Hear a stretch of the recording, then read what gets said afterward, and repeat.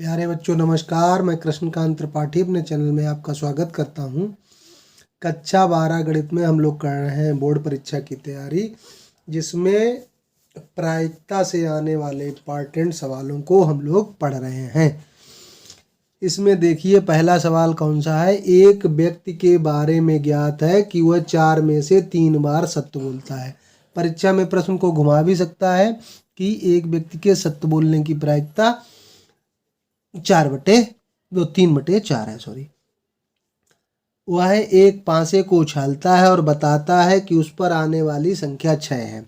इसकी प्रायिकता ज्ञात कीजिए कि पासे पर आने वाली संख्या वास्तव में 6 है, यानी कि उसने सत्य बोला, ये बताना। तो इसको हल कैसे करेंगे? बेस प्रमेय से हल करना है।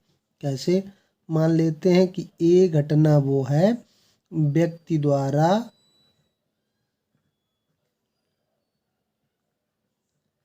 यह बताना कि संख्या 6 है, ये मान लेते हैं। ये घटना हो गई। और इवन घटना हम मान लेते हैं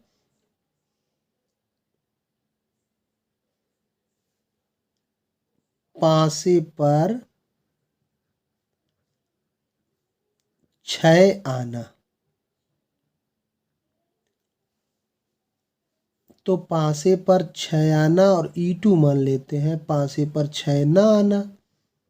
पासे पर 6 ना आना, ये दो घटनाएं मान ली। तो P1 यानी कि पासे पर 6 आना, इसकी प्रायिकता क्या होगी? तो पासे पे 1 से लेके 6 संख्याएं लिखी होती हैं, तो 6 तो एक बार लिखा होता है और कुल संख्याएं कितनी होती हैं? 6। तो P1 तो हो गया 6। अब P2 क्या है? पासे पर 6 ना आना। तो आना और ना आना कैसी है? ये सहवर्जी घटनाएं हैं। तो इनकी प्रायिकता कैसे ज्ञात होगी? 1 माइनस कर दीजिए। 6 एकम 6 में से 1 गया तो 5/6, यानी कि पासे पे 6 ना आने की प्रायिकता हो गई 5/6। अब हमें क्या पता है कि A/E1 इसका मतलब क्या हुआ है कि व्यक्ति द्वारा ये बताया गया कि संख्या 6 आई और वास्तव में संख्या 6 आई है। अब P/E1 क्या है? उसने बताया कि 6 आया और वास्तव में 6 आया है। तो यानी कि व्यक्ति के सही सत्य बोलने की प्रायिकता, व्यक्ति के सत्य बोलने की प्रायिकता, यही तो बात हुई। सत्य बोलने की प्रायिकता, तो वो कितनी सत्य बोलता है? 4 में से 3 बातें सही बोलता है, तो 3/4 हो गई। अब P/E2 क्या हो गया कि उसने बताया कि पासे पर 6 आया और वास्तव में 6 नहीं आया है। तो यानी कि क्या हो गई? असत्य बोलने की घटना, व्यक्ति द्वारा असत्य बोलने की प्रायिकता। तो अगर सत्य 4 में से 3 बार सही बोलता है, तो गलत कितनी बार बोलता है? 4 में से 1 बार गलत बोलता है। तो असत्य बोलने की प्रायिकता हो गई 1/4। अब हमें चाहिए क्या? कि उसने बताया है कि आया है 6, यानी कि सत्य बोला है और वास्तव में 6 आया भी है, यानी कि उसने बताया 6 आया और सही भी है ये बात। तो इसकी प्रायिकता चाहिए, यानी कि E1/A चाहिए। तो क्या इसका सूत्र होता है बीजप्रमेय से? वो घटना पहले E1 लिखते हैं, फिर P/E1 लिखते हैं, फिर क्या करते हैं? P इसी को दोबारा लिख देते हैं E1 P/E1 प्लस P/E2 लिख देते हैं इंटू P/E2।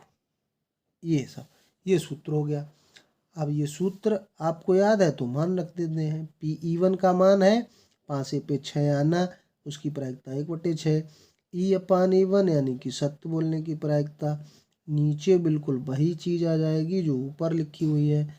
प्लस PE2 क्या है, सत्य ना बोलने की 5 से पे 6 ना आना, और PA/E2 असत्य बोलने की प्रायिकता यानी कि सत्य ना बोलने की प्रायिकता, इनका गुणा कर देंगे। तो ऊपर क्या हो गया, 3 से काट दिया, 3 दूना 6, तो ये हो गया 1/8। ये तो वही बात लिखी हुई है, तो 1/8 यहाँ पे कितना हो जाएगा, 5/4 6 जा 24। तो अगर 1/8 है और इसको 24 बनाए तो 3/24 कह सकते हैं इनको। 3 से गुणा करेंगे, 3/24 5 यानी कि 8/24। और जब बटे में संख्याएं लिखी होती हैं तो उनको अगर हम गुणा करें आपस में तो उनको क्या कर देते हैं, उल्टा कर देते हैं। तो 8 से काट दिया, 8 दिया 24, आंसर क्या आ गया, 3/8। ये हो गया उत्तर। कितना सरल सवाल है, कई बार पूछा गया है, बिल्कुल तैयार करके जाइएगा परीक्षा में।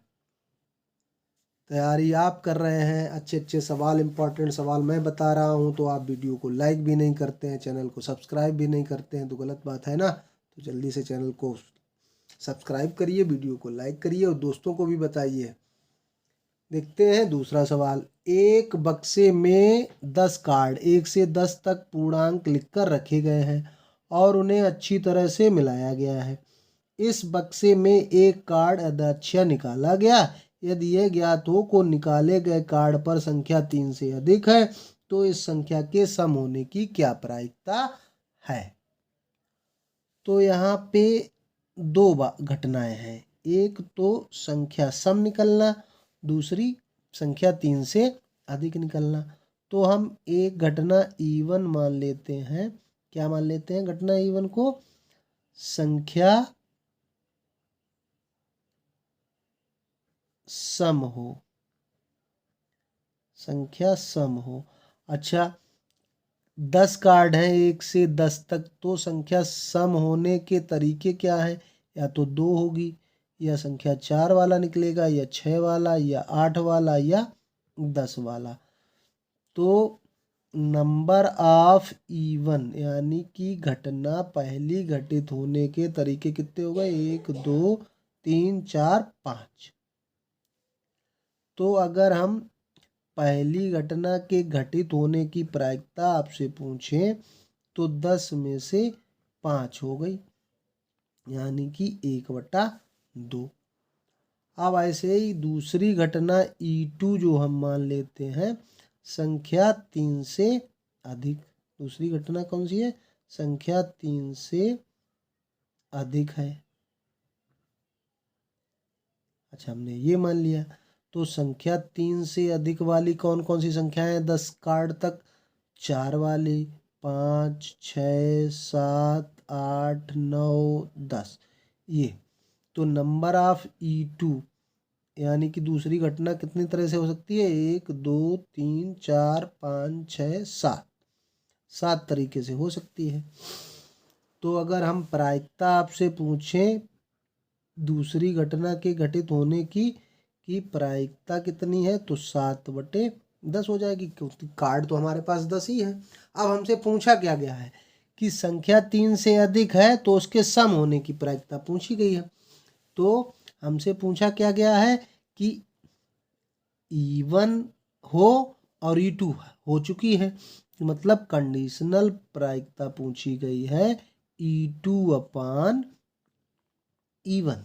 यही तो पूछा गया है। E2/E1 हमसे पूछा गया है। सॉरी, घटना E2 तो हो चुकी है 3 से अधिक वाली, तो यानी कि जो हो चुकी है उसको नीचे लिखते हैं, और E1/E2 हमसे पूछा गया है। ये याद रखना है आपको कि जो घटना हो चुकी होती है उसको अपान में लिखते हैं, सहप्रतिबंधी प्रायिकता में, कंडीशनल प्रोबेबिलिटी में उसको नीचे लिखते हैं। तो इसका फार्मूला क्या होता है कि दोनों का इंटरसेक्शन PE1 इंटरसेक्शन E2, और अपान में जो नीचे होता है वही हो जाता है नीचे। अच्छा, अभी हमने ऊपर दोनों घटनाएं लिखी थी लेकिन E1 इंटरसेक्शन E2 नहीं निकाला था। E1 इंटरसेक्शन E2 देखें तो दो इंटरसेक्शन मतलब क्या होता है, दोनों में क्या मिल रहा है, 4 मिल रहा है, 6 मिल रहा है, 8 मिल रहा है, 10 मिल रहा है, यानी कि 4 6 8 10 ये मिल रहा था। तो नंबर ऑफ कितना हो गया था इनका, 4। अगर हम प्रायिकता ज्ञात करते E1 इंटरसेक्शन E2 तो कितनी हो जाती, 4/10 यानी कि 2/5। तो यहाँ पर हम लिख देंगे 4/10 ही रखेंगे इसको। और P2 कितनी है, 7/10। तो 10 और 10 ये कैंसिल हो जाएंगे, आंसर क्या मिल जाएगा, 4/7। तो ये सवाल भी बहुत इम्पॉर्टेंट है, कई बार पूछा गया है। 5 नंबर का सवाल मिल जाएगा आपको, तैयार करके जाइएगा। धन्यवाद। कुछ सवाल अगले वीडियो में मिलेंगे।